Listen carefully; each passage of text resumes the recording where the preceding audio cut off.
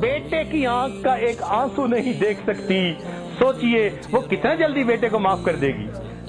ماں کو منانے کے لیے چل کے آنا پڑتا ہے، معافی مانگنی پڑتی ہے، پاؤں پکڑنے پڑتے ہیں، آنکھوں سے آنسو بہانے پڑتے ہیں۔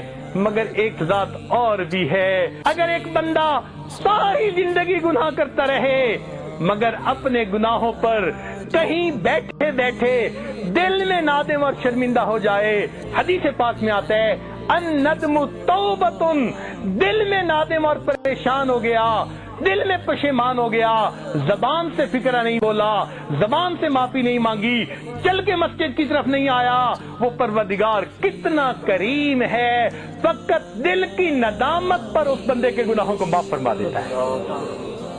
تو معلوم ہوا کہ جتنا اس دنیا میں اللہ تعالیٰ کو منانا آسان ہے، کسی کو منانا اتنا آسان ہے، اس لیے کہ جو محبت اللہ تعالیٰ کو بندے کے ساتھ ہے وہ محبت کسی کو بندے کے ساتھ نہیں۔ اس دنیا میں ہر کوئی نیکوں سے پیار کرتا ہے، ہر کوئی اچھوں سے پیار کرتا ہے، بروں سے پیار کرنے والی ایک ماں ہے۔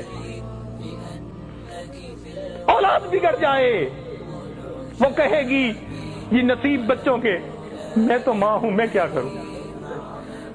بروں سے محبت کرنے والی اس دنیا میں اگر کوئی ہستی دیکھنی ہے تو وہ ماں کی ہستی ہوتی ہے۔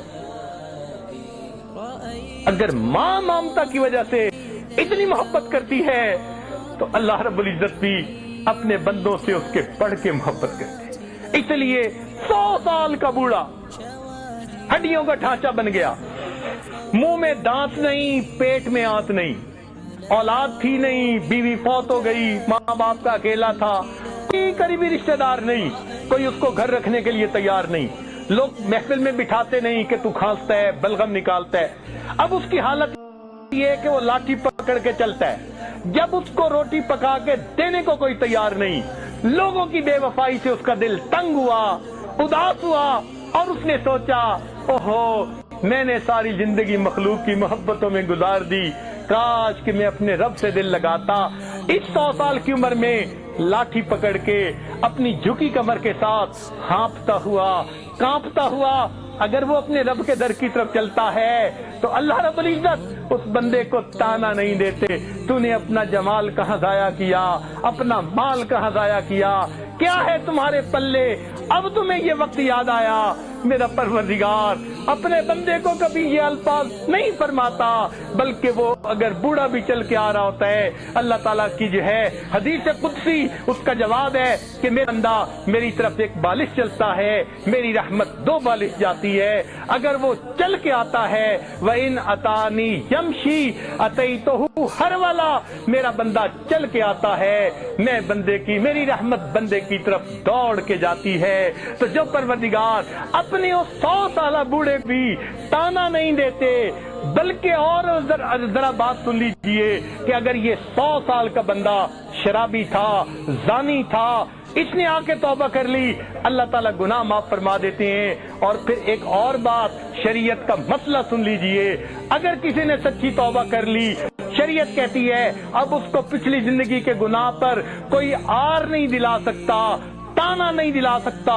حدیث پاک میں ہے اگر کوئی بندہ گزری ہوئی زندگی کے گناہ کا کسی کو توبہ کے بعد تانا دے گا، اللہ تعالیٰ اس بندے کو موت نہیں دیں گے جب تک اسی گناہ کی ذلت میں گرفتار نہیں فرما دیں گے۔ میرے بندے نے توبہ کر لی، تم کون ہوتے ہو تانا دینے والے؟ سبحان اللہ، وہ کتنا بڑا پروردگار ہے۔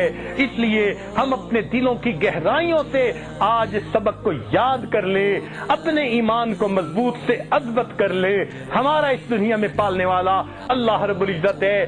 اپنی امیدیں اللہ سے لگائیے، اپنی ضرورتیں اللہ تعالیٰ کے سامنے پیش کیجئے، اپنی پریشانیاں اللہ تعالیٰ کے حضور پیش کیجئے۔ ہر بندے کے سامنے اپنی زندگی کے حالات کو کھولتے پھرنا یہ زیب نہیں دیتا۔ ہر بندے کو بیماری نہیں بتائی جاتی، فقط ڈاکٹروں کو دی جاتی ہے۔ اسی طرح حالات ہر بندے کو نہیں بتائے جاتے۔ اللہ تعالیٰ کے سامنے ان حالات کو پیش کیجئے، اللہ سے لو لگائیے، دیکھیے وہ پروردگار کس طرح ہماری دعاؤں کو قبول فرماتا ہے۔